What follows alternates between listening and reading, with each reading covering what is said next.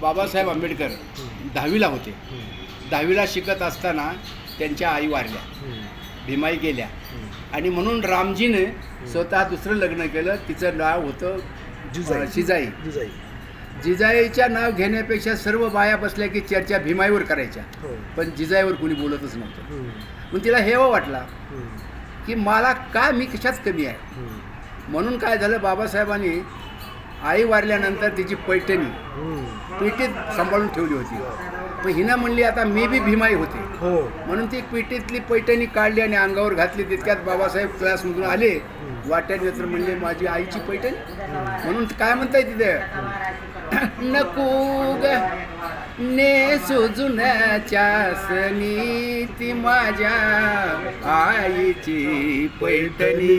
नको ग नेसू जुन्याच्या दिनी ती माझ्या आईची पैठणी.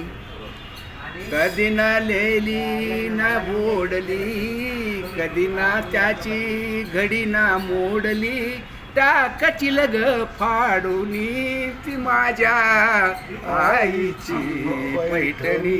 नको ग नेसू सणाच्या दिनी ती माझ्या आईची पैठणी. ती माझ्या आईची पैठणी.